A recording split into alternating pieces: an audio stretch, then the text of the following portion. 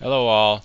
Today I'm going to be showing you a step-by-step approach on how you can uh, crack or get the password for WPA WPA2 encrypted router. Um, as many of you know, WEP encryption standard is very easy to crack. But WPA, on the other hand, is much harder. And so I'm going to show you how you can go about doing this. Now, the first thing we're going to need to do is you're going to need to download some utilities, and there's two main ones that we're going to need. Going to need VMware Player, and we're going to need Backtrack 5. Just so that you know, if you don't already, Backtrack 5 only works with certain wireless chipsets, which is why most you're most likely going to have to buy a USB adapter that has the correct chipset to work with Backtrack 5. So if you don't have that already, you could go to my site and check out cards or cards that are compatible with Backtrack 5. But the first thing you're going to want to do is you're going to need to get VMware Player. There's two ways to run Backtrack 5. One is to burn it to a disk, and one is to run it in VMware Player. And running in VMware Player is much more easier for me and much more useful. So that's the way I'm going to go about doing it. So you'd have to go to this address and download VMware Player. You do have to register uh, before you could download it, but it's no big deal. It's free to download. You can just make up some name if you want. Just make sure the email address is correct, because you got to verify it through the email address, and then download VMware Player. And then you're going to want to go to Backtrack to this address and to Downloads, and you're going to want to download. You can register if you want, but you don't have to here. You can just click the download button also. And you can select the version, and I'm going to select R1 because they don't have an R2 VMware version out. So I'm going to choose Backtrack 5 R1, GNOME, 32-bit, the VMware. If you want to burn it to a disk, you would choose ISO, but we're going to be doing a VMware, so I'm going to choose VMware, and direct or torrent. So that's however you want. You could just choose direct and just click download. And this is a really big file, so depending on your internet connection, if you've got a cable modem, it might take you an hour, hour and a half, but so on. Really big files. And once you get done downloading them, I've already done that, and I got them here on the desktop. So I got VMware Player here, and I got Backtrack 5 right here. Now, VMware Player, once you get done downloading it, just go ahead and double click on it and install it. Just follow the default instructions. You'll have to restart your computer and come back. And when you get done downloading the Backtrack 5 like this, it's going to be inside of a zip file, so it's going to have to be extracted, and it is a huge file, so it does take some time. I'm going to go ahead and right click on this and start to extract it right now. And not a humongous amount of time, but it is going to take a little bit, so it'll take a few minutes here. So I'm going to go ahead and pause the video and be right back as soon as it's reached 100%. Okay, the program got done unzipping, and so it's right here. It's got all these files inside of it right here. Just leave them alone, don't touch them, and just be aware where they're at. And close out of that, and we're going to go ahead and start. VMware should already be installed, how to restart your computer and everything.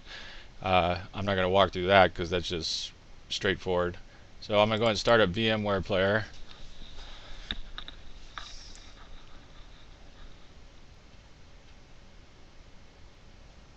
And we're going to go File, Open a Virtual Machine.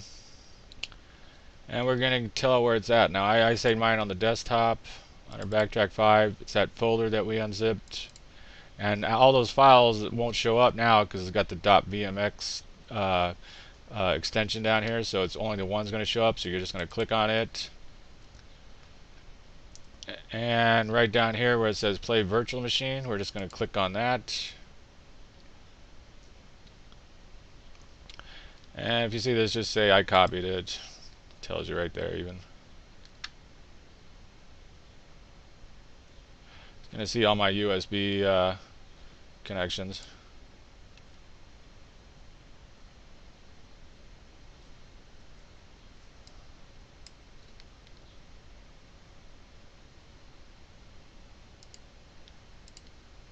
I'm I go ahead and connect my USB to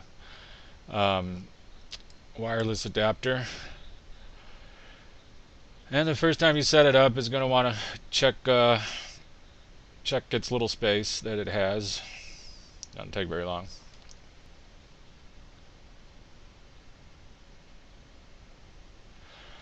Okay, now we're up to the login point. So the login is root, and the password is Tor. It's root backwards, so TOOR. And we're going to do a start X to start the graphical user interface. Okay, we're going to want to start 2 terminal windows.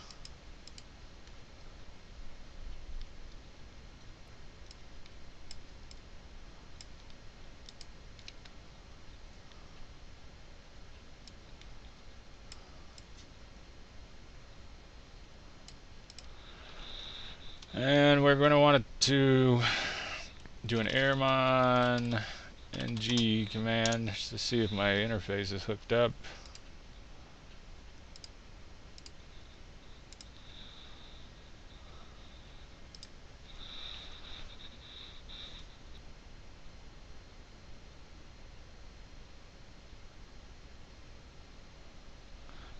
Okay, and my interface came up.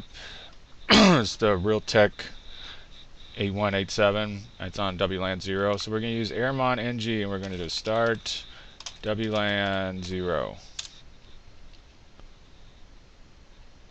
Okay, now it came up. It's enabled on mon 0. If it says mon 1 or mon 2 for you, that's fine. Just type that in. And we're going to use arrow dump command.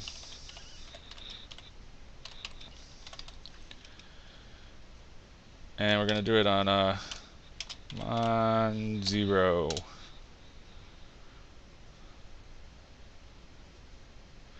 Now, I'm going to choose out this one, or the D-Link one, right here, because it's mine, so it won't matter if I use it.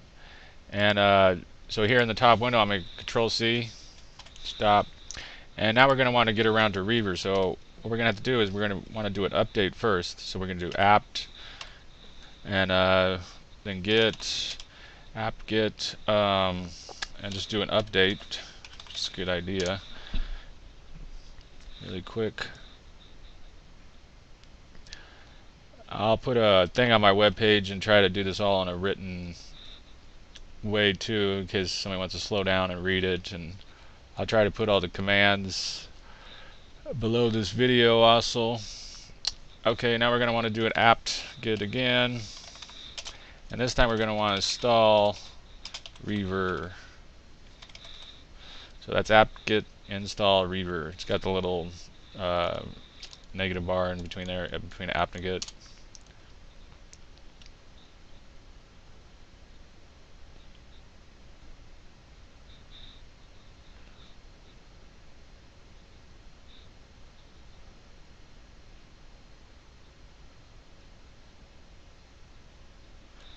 Okay, we got that, so we're going to say reaver -I, and I'm on mon 0, so I'm going to put mine on mon 0. Yours probably will be too, but whatever it is. -B, and we're going to want the BSS ID. So this is the D-Link one. This is mine. So you see the BSS IDs up here. So I'm going to copy this, copy, and paste it right there. And we're going to go negative Victor Victor VV and hit enter. And there it goes. Now it's going to start running through its thing, so you're just going to have to let this run. Now it could take anywhere from 2 to 10 hours. I've seen it take like 2.5, maybe 3 hours. And so we're just going to have to let it run. I tried it on different routers. I have like 4 or 5 routers around here. I put passwords on and try on. And so far, this method has worked really well with about 80% of the routers that I've tried to do. I've done a Linksys one and some other ones. The only one it didn't work on was one that I have DDWRT on. Basically, it's using a thing called WPS to go around the encryption. and to get it. So as long as the router's got a thing called WPS on it, it will crack it. But at this point, you just got to let it run and come back. At the end of this video, since I'm not going to be able to sit here forever, I'll put a thing when it does finally crack it, and I'll put that up.